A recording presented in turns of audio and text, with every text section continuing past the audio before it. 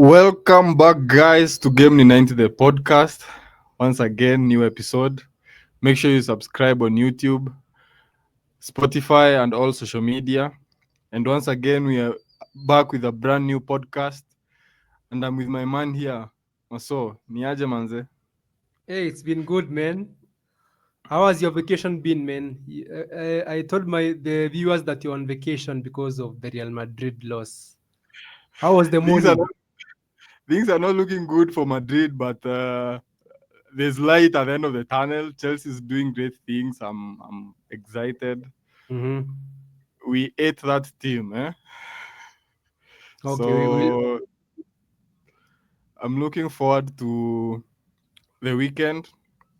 We have a big game coming on, but I'm confident enough. I think, let's see, we'll get to that match so that we can discuss further. But on all, I'm okay. And great to be back to Game 90 the podcast. That's nice. That's nice. I'm also good, man. It has not been the best week for me because my club, Man City, we are being beaten left, right, center. It's not looking good, man. I'm not used to these things. I had predicted it before. Yeah, you said we are fraud, so Things are not and looking good for that team, but sooner or later, it will come in plain sight. okay. Yeah, but guys, you are looking at the match week 11 predictions. It's a good match week, this one. And the first game is Brentford against Bournemouth. This is 12th place against 10th place. And this is a 6 p.m. kickoff on Saturday. For Brentford, they are still unbeaten at home this season, actually. One of the best sides at home.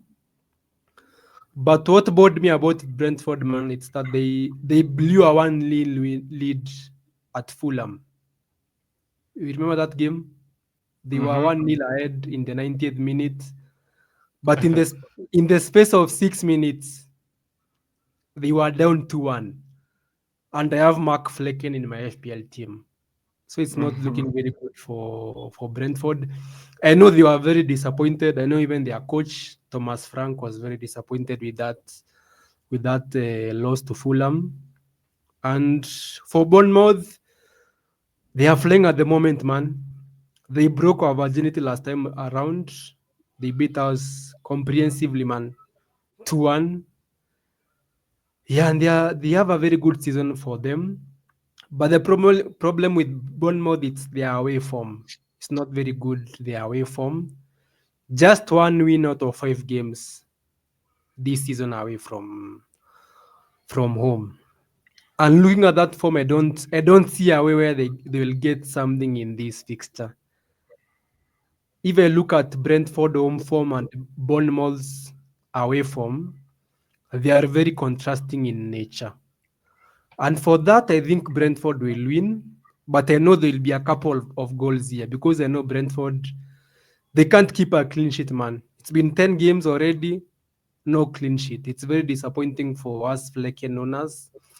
And I think it will be another high scoring game. So I'll go with a Brentford 3, Bournemouth 2.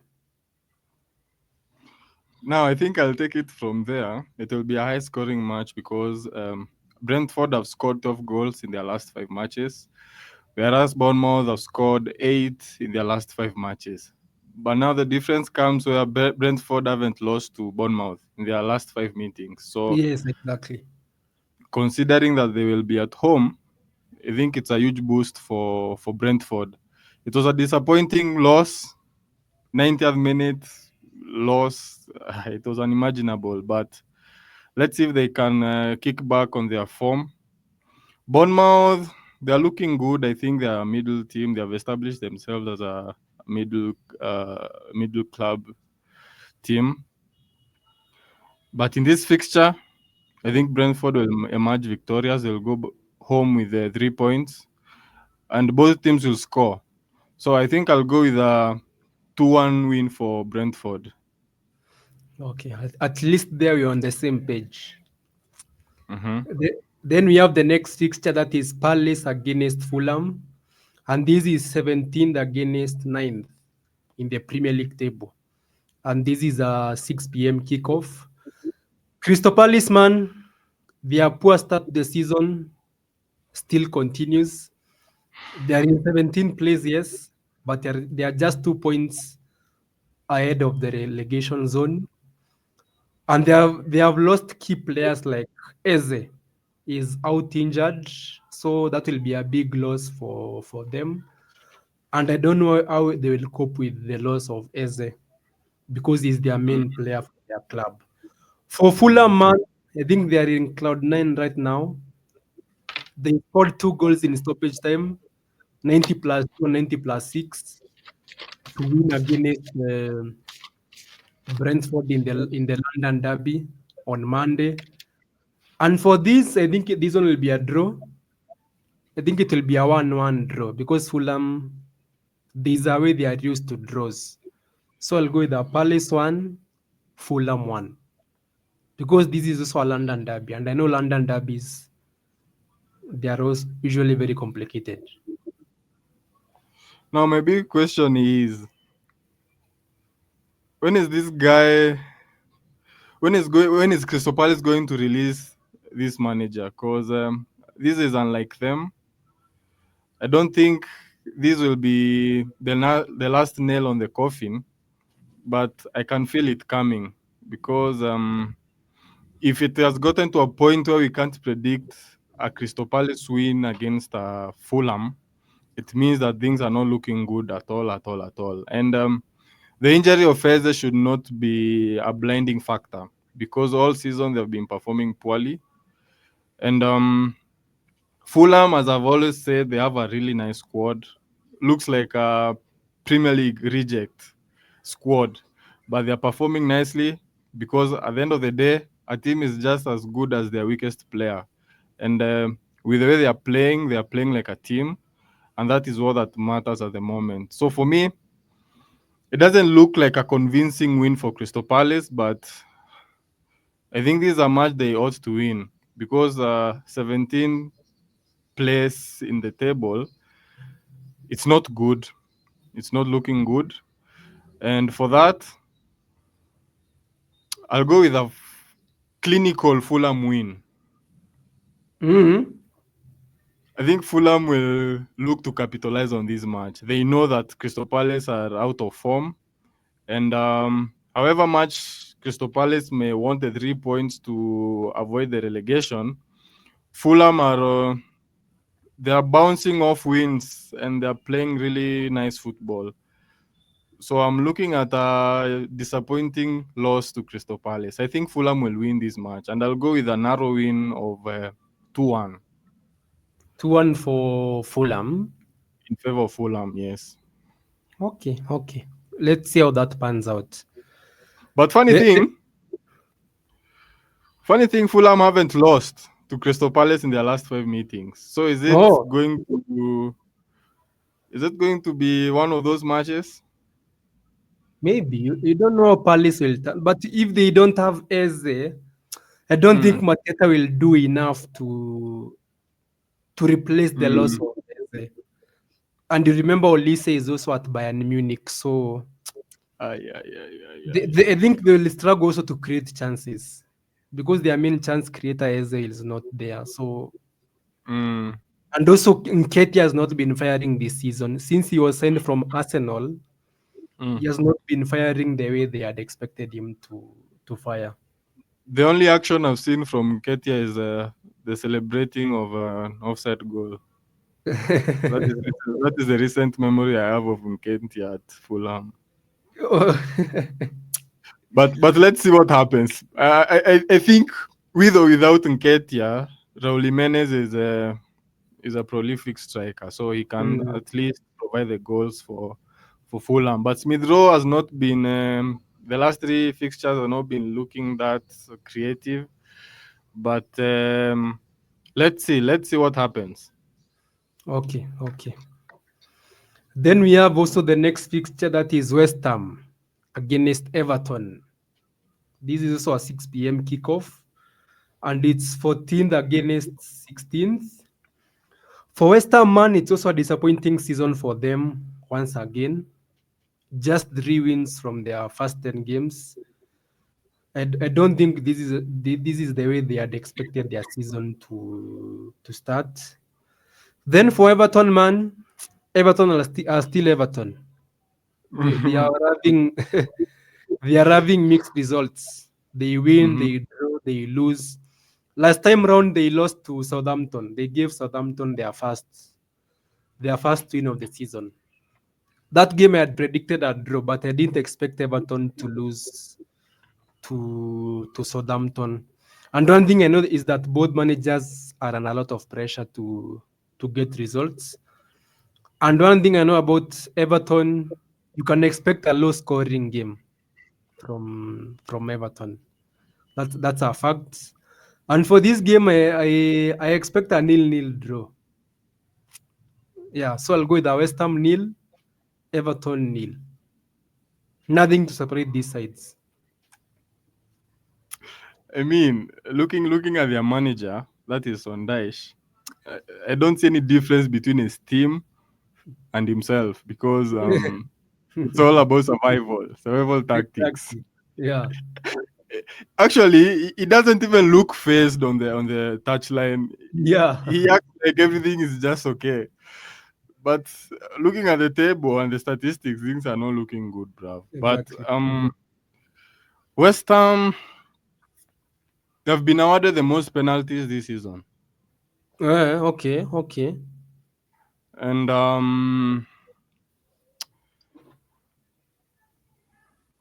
considering that you've predicted a nil-nil win, I agree that it's a low-scoring fixture. I don't think there'll be a lot of goals. It might be boring in this one, but it looks like a shock win for either of the teams. I don't know who, but I'll have to choose one of them. But personally, my own opinion, I think this fixture's a winner, and it's a difference of 1-0. Don't think there's any squad that looks to score more than 2 goals in this fixture. If So you say 1-0, I can predict who you will you will favor. I'll go Yeah. I'll go with a West Ham win. I expected you to say Everton maybe You because know, they like 1-0 wins, the 0-0 mm, draws. West Ham are looking a little bit aggressive than And Everton at then the moment. they are at home also. Yeah, there's the home advantage. So I'm looking at a West Ham 1-0 win. They look the most probable winner in this fixture.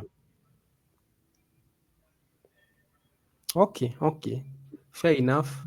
Then we have the next fixture, Wolves against Southampton. This is a bottom of the table clash. This is 20th against 19th. Then Wolves, they are one of the two teams not to get a win this season. And man, it looks like it will be a long season for Wolves, man. Last Mm. time around, I had predicted them to get a win. But now they are They ended facing up their drawing. yeah, they ended up drawing, but now they are facing their fellow relegation contenders. Then for Southampton, man, they got their first win against Everton. It was a very impressive performance for them. Ramsdale was very good defensively, and I think Mhm. they have learned from their mistakes, which they had made early in the season. They were conceding very funny goals that you shouldn't concede in the Premier League. Yeah, and I know they'll be out on confidence. But one thing is that Toulouse, they have won their last 5 fixtures against Southampton. They have won all of Mm. them. And these are two leaky defenses because Wolves have conceded 27, then Southampton have conceded 19. So you can Mhm. expect lots of goals here. And I think Wolves will get their first win here. I don't see a way where Wolves don't manage to get a win. I think this is a fixture they have marked. If we want to survive in the Premier League, we need to win this fixture.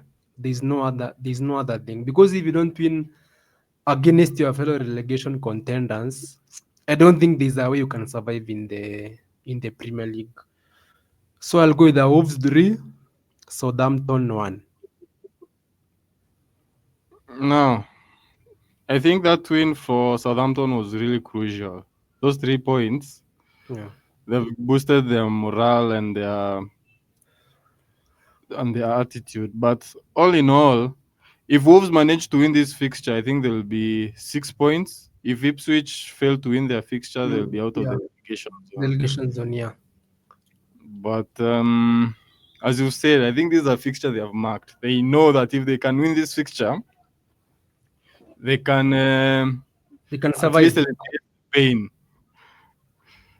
because no one would have expected that Wolves will be below Southampton at this point in the league. 10 game weeks in, and they have 3 points.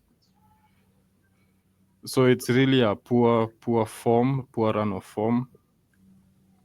Aaron Ramsdale, I think, let's see. Let's watch and see if he is going to be their star player for this fixture also. But neither have kept a clean sheet. Wolves have never kept a clean sheet in their last 9 fixtures.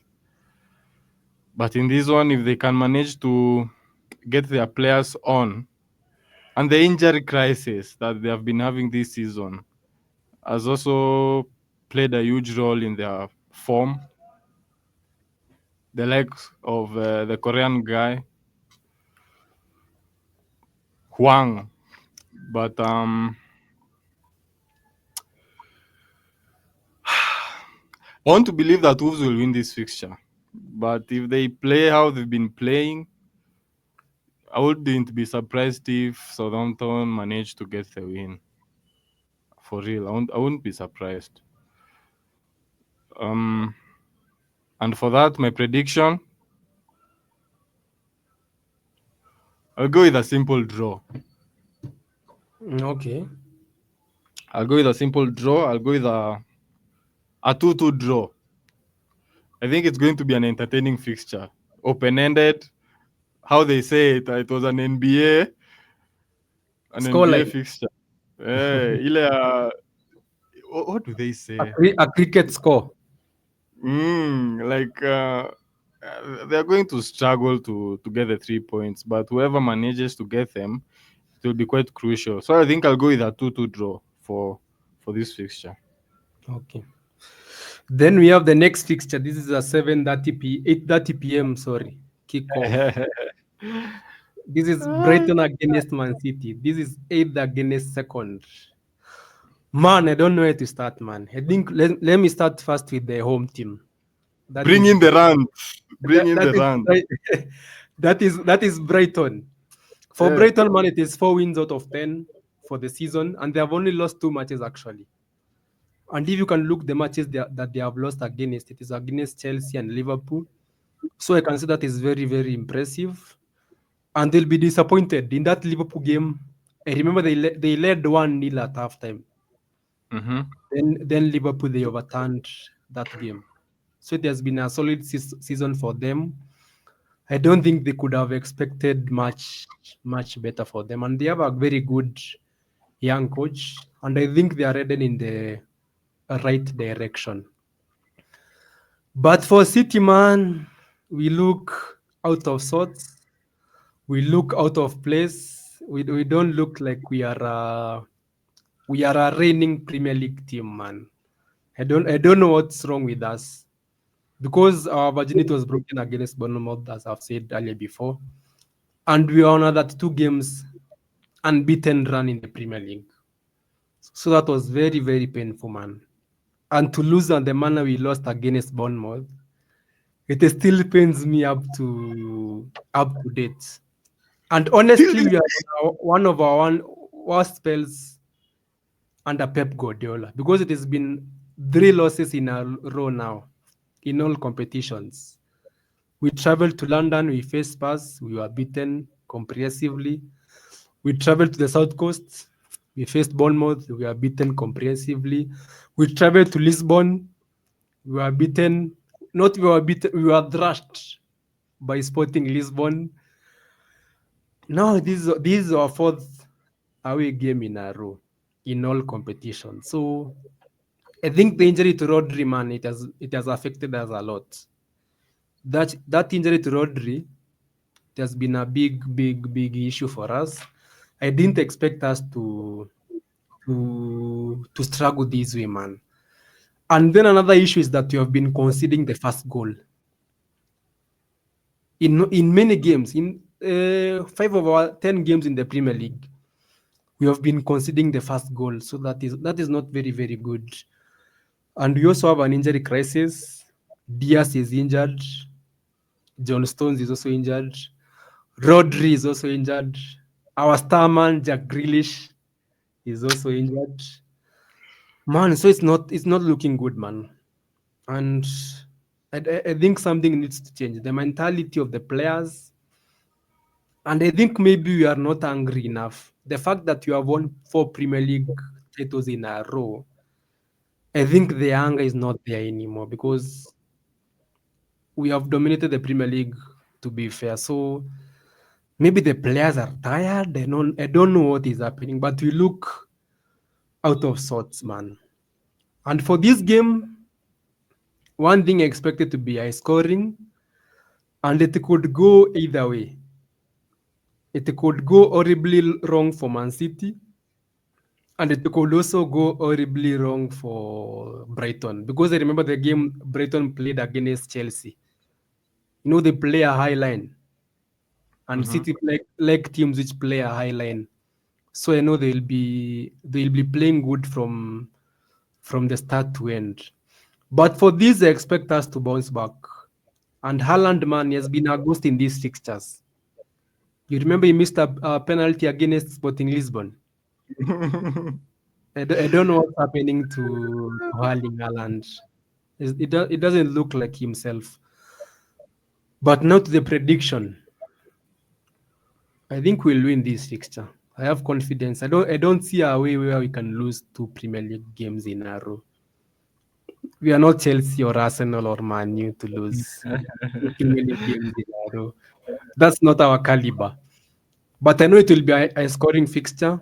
So I'll go with Brighton 2, Man City 4. The thing is, you're throwing shade at Chelsea, but you fail to recognize the real problems in your club.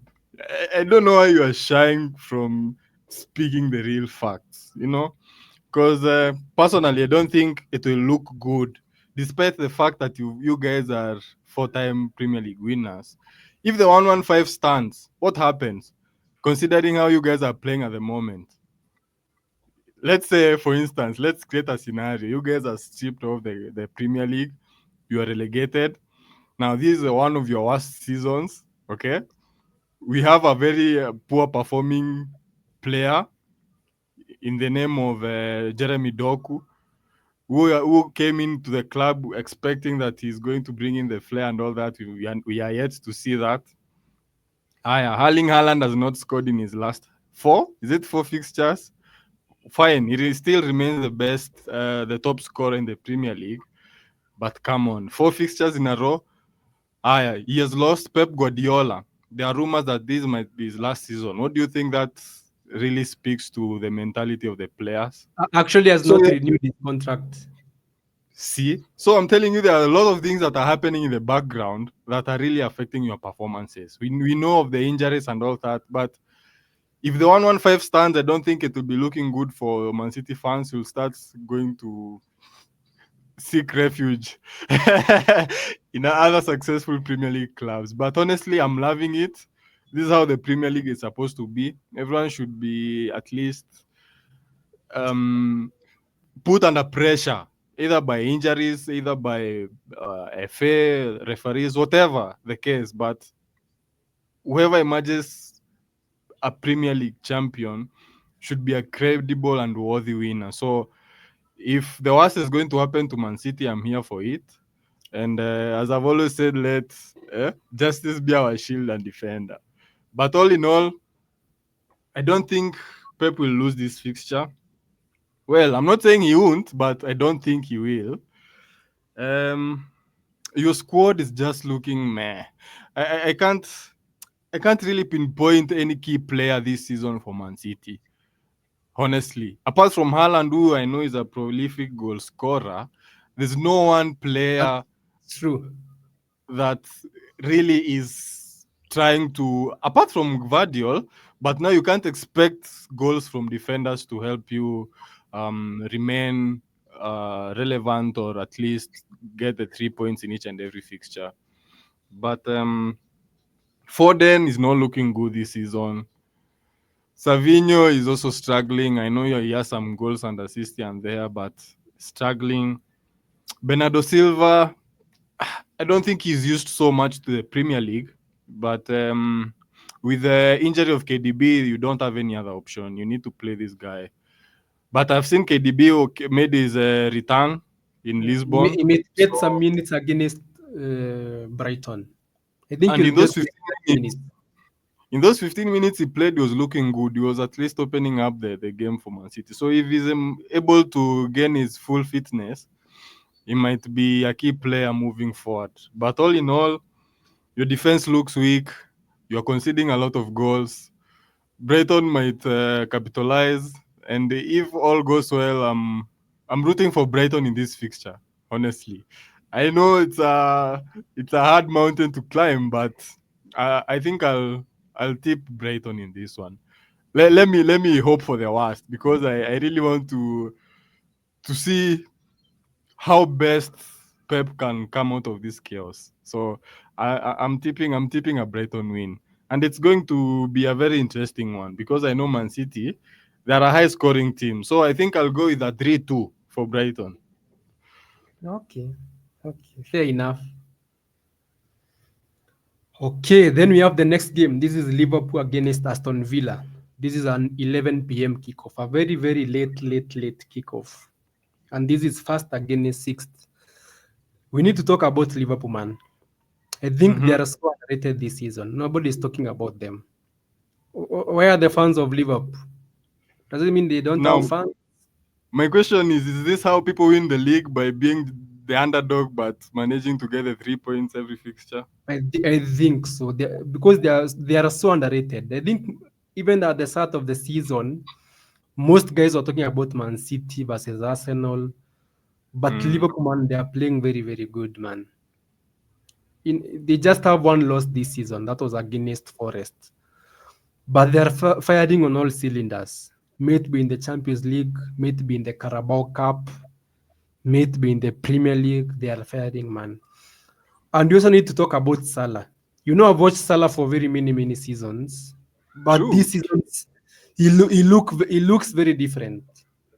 He might get only 2 chances, but he will convert one of that chance to a goal. Mm-hmm.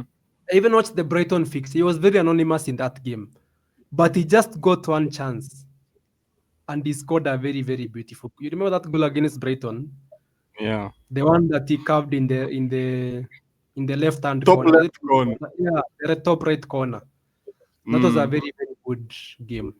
And if Salah is this efficient for the whole season, they might go away with the Premier League. They also beat Leverkusen.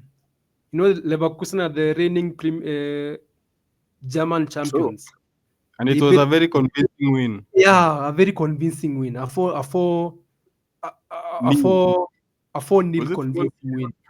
Yeah, it was a 4-0 convincing win for them. Then for Aston Villa, man, I think they're in a bit of a slump. They lost against Tottenham. They played very good in the first half. They led 1-0. Then suddenly in the second half, the tables changed. They were beaten comprehensively 4-1. They also lost in the Champions League against Club Brugge, a 1-0 loss. They're in a bit of a slump. And for this, I don't see a way where I can back against Liverpool. I think they'll win this fixture convincingly again. They'll be too strong for Aston Villa. Yes, Aston Villa, they are a very good side. They have very good players. The likes of Rodgers, the likes of Watkins.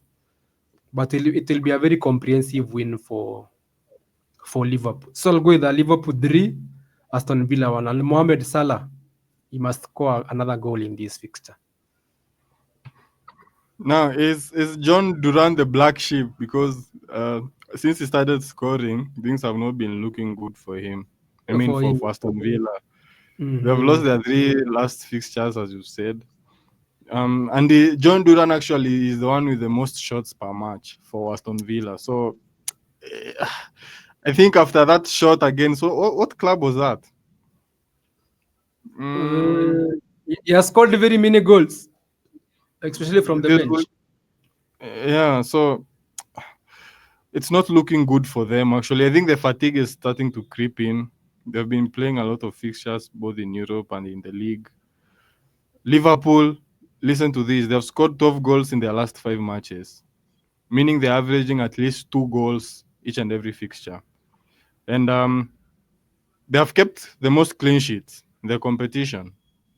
So meaning the defensive is as solid as any manager would want. And even with the injury of Allison, I think Kelly has filled in those gloves in perfectly. And yeah, Mohamed Salah, season in, season out, man, this guy is remarkable. He's a legend in the books already in the Premier League. He's scoring beautiful goals. The numbers are there just to make sure that no one can say that they have not seen Mohamed Salah's performance. And Liverpool at home are a different animal. I don't think Aston Villa really have all that is needed to even get a draw in Anfield. And I've been really I was disappointed with the Tottenham versus Villa fixture. I didn't expect that they will lose by such a huge difference. They were obliterated by Spurs. They didn't look like the Villa that we knew. And for that being clumsy, I think Liverpool will emerge victorious in this one once again. They'll cement their position as the number one in the league. And the score, I'll go with a 3-1 win Okay. for Liverpool. Okay, then next we have a hot mid-table clash here. This is Man United against Leicester. This is 13th against 15th. Let's start with Man United, man. It has been a very eventful couple of weeks for them. Remember, they fired Eric Ten Hag. Now they have an interim coach by the name of Ruud van Nistelrooy. But they also confirmed the signing of Ruben Amorim as their new head coach. And actually, this will be the last game for Van Nistelrooy as the interim coach for Man United, because after the international break, Amorim will take over the reins. And these sides, they actually met in the EFL Cup. Leicester were thrashed. But no, Leicester, that game, they had fielded a very young side, academy players, and most of them bench players. And for United also, they drew 1-1 against Chelsea in their last Premier League game. But they also beat PAOK in the Europa League. Then for Leicester, they secured a very vital point last time out, a stoppage time equalizer against Ipswich. And for this man, I think United will grab a win here. You know, United, they love the momentum of having a new coach. There's a Mhm. new aura in the club. So Mm. I'll go with a 2-1 win for Man United. I think they will win this one. Oh, how the mighty have fallen. They are now middle club teams. Yeah. Ah, yeah, yeah, yeah. But honestly, I've not been impressed by United performance under Rude. Now they might have managed to get the wins, but the performance are still poor. Um, I think it's to blind the fans or um, the management that they can still switch it on whenever they want. And personally, I think Leicester are an established club in the league. They play good football. And considering that United have not lost in their last, they have not lost at home in their last 4 games. it doesn't mean that they are going to get the win. I don't see if at all there's a win, it won't be a convincing win for United. Leicester are scoring goals at least in every fixture, so that's something that should worry the United team. And with the incoming of Amorim, I don't think there's anything much that will change. But let me not jinx it for them. I'm really hoping that they can get back on their feet because it's not looking good at all. And their players are not putting in the effort. Whoever they bring in, the only player that's standing out for United at the moment, believe me, is Mazrui. He's bringing in the crosses. He looks like a complete player, but for the rest of the team, they're performing poorly. The likes of Rashford, Garnacho trying to get Hollywood balls, trying to score golazos, and that's not how you win fixtures or you play in a team. Unless they can gel together, I don't see anywhere they are really heading to. And I'm glad that Amorim is going to get a fully fit United team. They don't have any injury concerns. But in this fixture, I know it's Ruud van Nistelrooy last fixture. He will want to win this fixture. He'll want to leave a legacy, but I think it will end in a draw. I'll go with a 2-2 draw for this fixture. Okay. Then we have the next fixture. This is Forest against Newcastle. Forest, they are in third place. Let me repeat again. Forest are in third place in the Premier League. For those at the back, Yeah, so those are the back. And then Newcastle are in 11th place. And man, it has been a stunning start for Forest in the Premier League. bro, that statement has opened my eyes. That in Yeah, the league. and it has been a stunning start to the Premier League for them. Only one loss actually in the Premier League, and they are currently on a 3-game winning streak. And to add on to that, they poached Arsenal's sporting director Edu. Mhm. He's now in Nottingham Forest, so he will be They poached the Arsenal's sporting director, so they are in that place. And man, they are playing very good this season. They are high in confidence. They are playing very good football. I don't know what Nuno has told those boys, man. Because the way I've seen Forest over those years, they have been relegation contenders, maybe finishing in 16th, finishing in 15th. But right now, being in the top four is, imagine they're in the top four is, bro. Nottingham Forest, Unbelievable. unbelievable in the top four is. Then for Newcastle, it has been back-to-back wins, very back good wins for them. They won against Chelsea in the EFL Cup, but I doubt many people care about the EFL Cup. Then they No, also, no, no, no, no. they also beat Arsenal very comprehensively in the Premier League, a 1-0 win. That was Isaac Kerda from Gordon assists. And this will be a very tight fixture. If it would been in other seasons, I could have very comprehensively predicted Newcastle win. But looking at how Forest they are playing, the confidence that they are in, it will be another Nuno masterclass. So I'll go with the Nottingham Forest 1, Newcastle 0. This football thing is not looking hard for these guys. Nottingham. If they have managed to get to that position at this stage in the league, that's really unbelievable. And I've seen that the referee for this match will be Anthony Taylor. I'm having a feeling that Taylor is also in support of Forest in a way because Taylor, I know he's a huge enemy. He's an arch enemy of Chelsea, but I think Nottingham at home is going to be a little bit fair. And Chris Wood, Each and every time you tell me he's going to score, I'm always seeing him on the flag post celebrating, and I'm like, this guy, He can't stop this scoring. guy.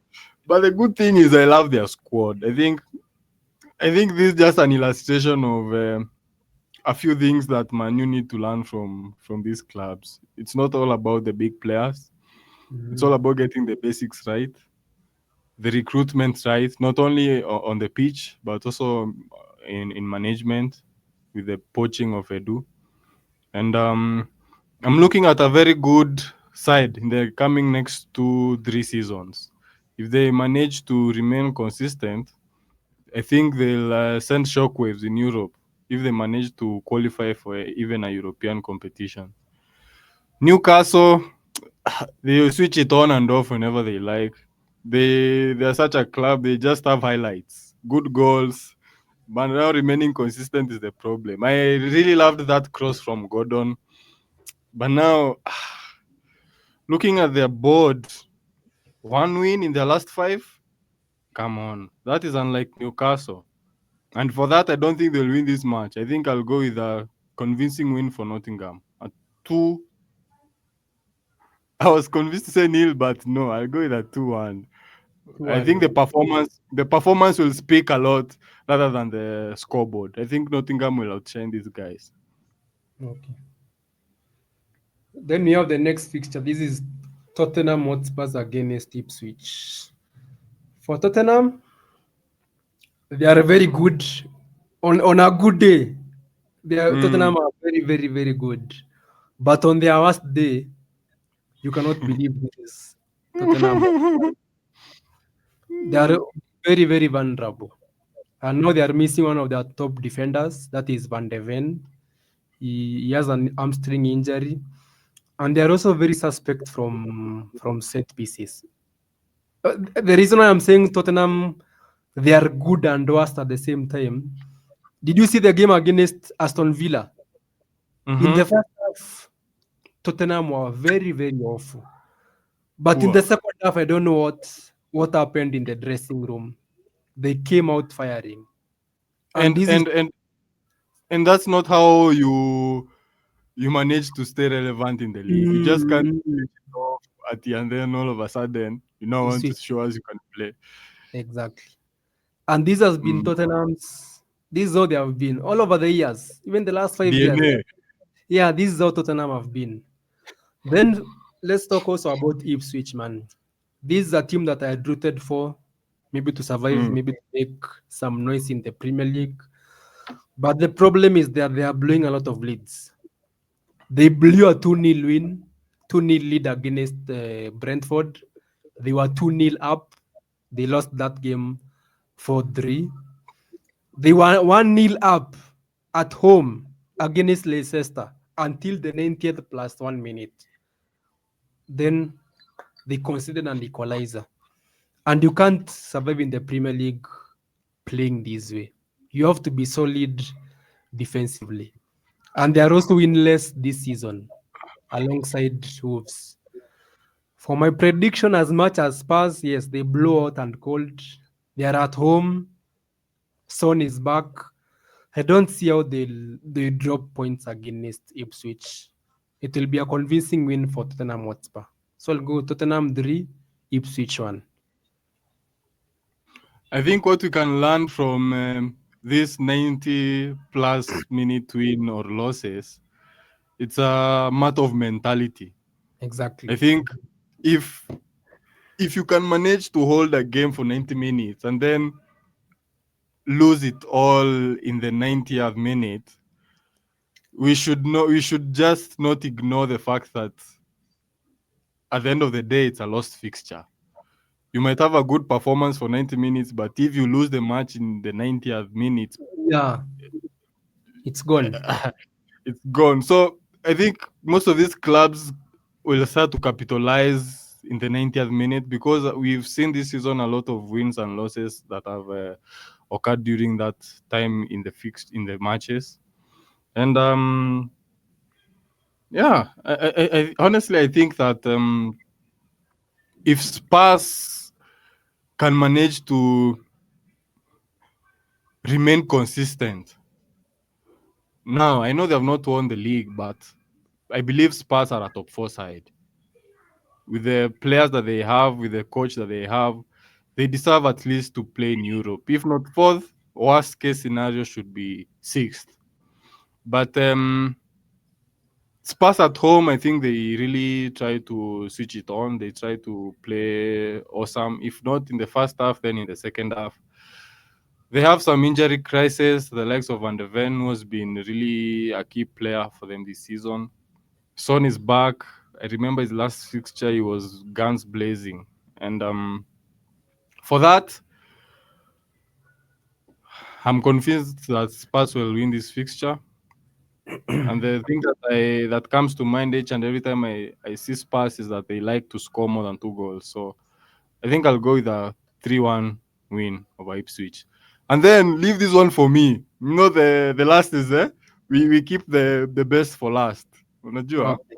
Okay. And this fixture, this is a big one. This is the one, this is the fixture of the week. Chelsea versus Arsenal. Title pretenders, our Arsenal. There's no other way we can describe this club. And what is really coming to mind is the fact that Mikel has started this press conference gimmicks. You know, instead of shedding light on what really is the problem, he's trying Mm. to cover it on behalf of his club. And I Trying to don't think play it's games. he's trying to play some funny games that the likes of Pep used to play. And you know, Mm. Pep is on a schedule. He knows Exactly. when to win. He knows when to switch it on because come January, if Man City still remain poor, I am sure they're going to switch it on. But for Arsenal, I think they already know that the league is gone. But the fact that they're trying to hide in with those PR gimmicks, I don't think it's going to work. And the one problem is they didn't sign a striker. They were told to sign. There was Osimhen, there was Tony. So there's no reason as to say there were no They players in just the signed market. defenders. True, yeah. So I think they made their bed, so they must lay on it. But for Chelsea, bro, we are on fire. The way we are playing right now, we don't have any. How would I say? We have objectives, yes, but they are achievable. We didn't intend to win the league this season, but with the way we are playing, doesn't mean we'll win. But with the way we are playing, at least I'm guaranteed we can get back to Europe. We are firing in all leagues and fixtures and cup competitions. And this has been mainly attributed by the fact that we have a great squad. And we switch it on. We can make changes in each and every fixture. And I'm glad that we now have a style of play. I get headaches each and every time I remember the era of Lampard.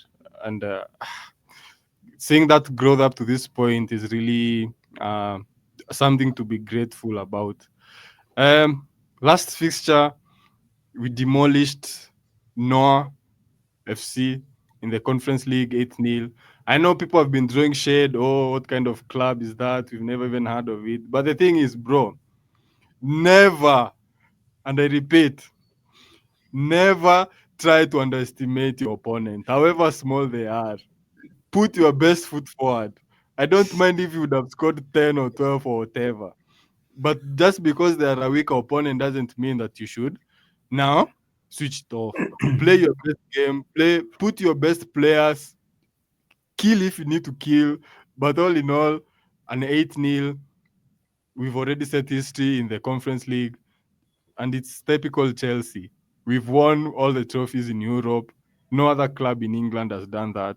And we are now on foot. We are now heading to the Conference League. I'm convinced that we'll win this league. And yeah, considering that we have come from the Man United game was poor. I thought Chelsea performed poorly in that fixture. We didn't deserve to win, but the comeback in this last fixture against Noah was really convincing. And with a number of goals, I believe that if we are just able to get a quarter of those goals, we'll manage to throw off Arsenal off their game. And if we manage to remain defensive and Sanchez avoids all those errors he's been making, I think Chelsea will emerge victorious. And for that, up the Chelsea. This is a statement win. We are going to school these boys. For a very long time they have been winning against us, but now this is our time. Chelsea at home. I'll go with a 3-1 win for Chelsea. Hey, okay. Confidence. Okay. Chelsea. Who did you beat? Come again. I didn't hear the name of the team you beat. No, You, no FC. Quotes from the Bible. You are even playing against Bible characters. Who will you beat next? Will it be Moses or will it be Jacob? Will it be Abraham? We don't switch it off just because we are playing with Sijiki Nanani. No, we need to. I've told you, bro, if you are playing in a fixture, hakuna kusamea yote. But now, the difference comes in now. If you play against a good side, what do you do in such a fixture? But honestly, bro, let me tell you one thing. Yes, you beat Noah, a Bible character. Fair enough. But one thing, bro, I don't think many people care about the Conference League. That's one thing you should. No serious football fan watches the Conference League, even the Europa League. Serious fans only watch the Champions League, the Premier League, maybe the Bundesliga, the La Liga. But the Conference League, bro, you're playing against farmers and the carpenters. Nobody cares about it. Wait until we win it. Yeah, but fair enough, man. You are playing really well this season, and nobody could have predicted that Chelsea will be above Arsenal at this point of the season. I can see you're in 4th place, and Arsenal are in 5th place. No, not many people could have predicted that at the start of the season. Many guys thought Chelsea would struggle, and Arsenal will be firing on all cylinders. So kudos to you guys. But for this fixture, remember Cole Palmer is an injury risk. But I think Maresca is just playing mind games here. This is a very important game for Chelsea. No way Cole Palmer doesn't play this fixture. And you should also know that the last time you beat Arsenal was in 2021. That was 3 years ago. Then for Arsenal, man, it has been 2 losses in a row in the Premier League, in the Champions League also. They lost against Newcastle. They lost against Inter Milan also in the Champions. And that actually in that Inter Milan game, they had 20 goal attempts. Imagine 20 goal attempts, but they got nothing out of it. They were comprehensively beaten by Inter. And their fans have been so quiet, man. Could we say that their title charges ended before it even started? Because these guys They are know calling themselves title contenders. They know it already, and the thing is, I think also Edu realized that they have hit the ceiling. There's no way they are going to emerge Premier League champions. With the likes of Liverpool and Man City, it was a far-fetched idea. Yeah, because Arsenal fans, man, they were yapping all around. We are the best side. We have a good squad. We'll challenge Man City, but it's like their title charges ended before it even started. But this will be a very good game. But for Arsenal, the good thing is that Odegaard, I know they have been missing Martin Odegaard a lot. He is back, and I think he will play a part in this game. But for my prediction, I think this will be a draw, man. I don't see where you beat Arsenal. You should know that Arsenal is not a Bible character. You guys are. But the thing is, yeah, I know why you make that prediction, because based on history, actually of Chelsea, we might win against these other sides, but when it comes to top six, I think our Yeah, best result has always we been a struggle. draw. Yeah. It has Which always top been a six draw. side have you beaten actually? I don't think you have beaten a top six side. You're not beaten Man U. Spurs. You have But not Spurs is beaten not. Man City. I don't think you'll beat Arsenal, bro. This one will be a draw. I can assure you that, and it will be a low scoring draw. It looks like maybe a 1-1 draw or a 2-2 draw. I don't think Arsenal will want to lose another game here. They better come and put on their best defensive performance. They may just come looking for a draw here. Playing with 8 defenders, Yeah, playing with 8 defenders. So I'll go with the goalkeeper, goal. 2 defenders, and 3 defensive midfielders. Yeah, but I like the fact that Arsenal fans, they have been silenced. They were yapping a lot. We are the best side. We have the best coach. We have good defenders. We have good strikers. But at least they have been silenced. So for me, this fixture, I'll go with a 1-1. This looks like a draw to me. A 1-1 or so I'll go with a 1-1 draw. So Chelsea 1, Arsenal 1. Yeah. See you on Sunday evening, and see Yeah. if you will still have the same sentiments. So, guys, that was our prediction for game week 11, and yeah, let's see. It's looking like an exciting week up ahead. I hope the managers have set their Premier League FPL squads. How is it looking for you? You've been really quiet. It's not like season. Last season you were yapping all over the place, throwing Yeah, in hints. And, I'm in the right trajectory. At least I brought in Mohamed Salah. And maybe I'm looking to sell also Erling Haaland. If he doesn't get a goal against Brighton tomorrow, I don't think I'll keep him in my squad anymore. But I'm in So the right trajectory. I've made a huge risk this week. I've brought in Solanke. Yeah, Solanke and has a very good fixture against Hibs. He might go ballistic in that match. Some Newcastle assets. Not necessarily for this fixture, but I think for the next 2 or 3 fixtures. But now I need to come up with a strategy of how I'll be using my chips, because I've realized that that's now my weak point. I don't know how to play chips. But I told you to let's. come for lessons, but you. No. I'm not going that side. I'm not going that direction. I'll sink with the Titanic. I'm not going your direction. Okay. Good, But good but luck all to in you. all, let's see how this week's managers will. Let's see how this game week players will perform in the Fantasy Premier League. Other football stories, man. There's been a low morale in the Santiago Bernabeu camp. I Um, told you you'll be humbled. I told you that. and Did and you see what Mbappe said today? Did you see that story? No, what did he say? Mbappe said he doesn't think the system is working for him. He didn't expect him to be this way.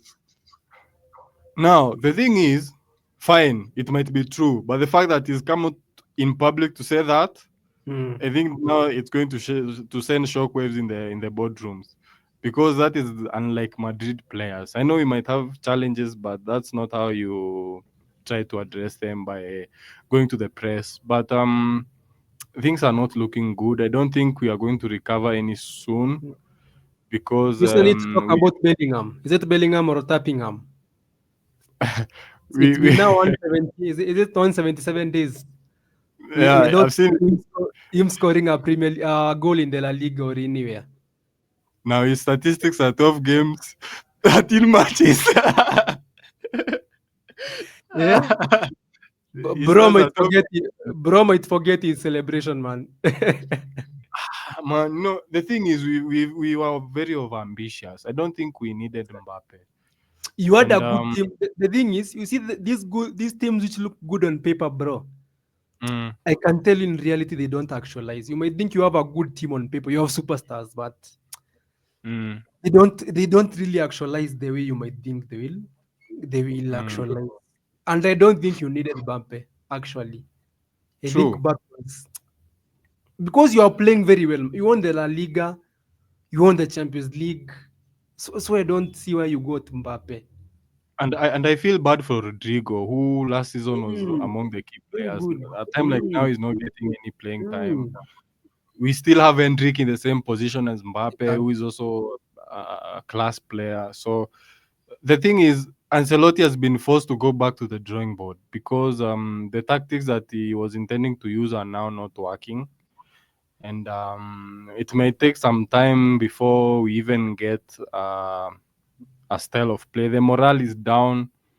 Our defensive is looking porous. you It's, even lost to AC Milan at Santiago Bernabeu, of all places, bro. I think Mm. it started with which fixture was that? Was it Barcelona? Barcelona, we thrashed you 4-0. Or Lille. It was You also lost to Lille. Barcelona, You also lost to Lille 1-0. and then we boycotted the Ballon, Mm-hmm. and That then was we so came back. disrespectful of you guys. So petty. Mm-hmm. But if you can't support our club during our hard times, we don't need you when we are winning. Mm-hmm. So I think we'll just try and find solutions. I know we will emerge victorious at the end of the day, but And you that also know front another line. thing. Mm. Mbappe was brought in so that you can get the edge in these big games, like the likes of playing Barcelona, playing Atletico Madrid, maybe playing Man City. But he has not scored in any of those games. But now In the Bas- thing is, mm, Mhm, continue. we've been winning these big fixtures with the likes of Joselu, you know. Exactly. Exactly. So I don't see why we really hurriedly wanted Kylian Mbappe. I know he's a huge fan of Madrid and all that, but we should have looked at this with a lens and identify if really is the right fit for Madrid. And actually, he would have been better at PSG considering that they also lost their fixture to in the Champions League. So I Mm. think he's a better fit for PSG than he is for Madrid at the moment. And it has come And with now, some casualties. The likes of and now Bellingham. his thing is his aim is to win the Ballon d'Or. But if he How? doesn't win the La Liga and the Champions League, I don't see a way where he can win the Ballon d'Or next season. It will be very hard for him. I think he has put so much pressure on his career. So I don't. Mm. An exit from Madrid is now even going to look worse. And having not achieved any glory at Madrid, and But you it's signed him looking. to was it a 5-year contract or how many years was it? You're still stuck with him, bro. It's going to be one of those mistakes in history. But he will come good. He will come good eventually. Maybe Ancelotti will do some tweaking to the system, but it does not look good, man. But Kylian has been playing well for France. But Now in coming France, from man, is the main man. You forget that at France is the main man, but at Real Madrid there's Vinicius, there's Rodrigo, Hendrick is in the bench waiting. There's there's Ada Goulet. Bellingham, there's Ada Goulet. You see. Mhm. We are not coming out of this anytime soon. Who are you playing in the La Liga this time round? It will be interesting to see who you guys are playing Does it matter? Ama, it's going in to the be La another. Liga. No, you'll bounce back. I don't think you will lose 3 games in a row. It's very rare for Madrid to lose 3 consecutive games. It's very rare. It's like Man City. Let me Ah, just confirm you're playing against. how do you put Man City and Madrid in the same statement? Eh? How is that even possible? You're playing against Osasuna. I know Mbappe will shine here. Mbappe. These are his kind of fixtures. Yeah, these are these kind of fixtures. But now it's 6 points behind Barcelona. Not 9 points, but now you have not you have a game in hand. But it's not looking good, man. Hmm. And even look at the top scorers. Mbappe has only 6 goals. Then Rafinha, bro, Rafinha has more goals than Mbappe. 7 goals. Lewandowski has 14. Ay. It's not looking good. Yeah, but the I season is think still young, so you this can should give be a your lesson.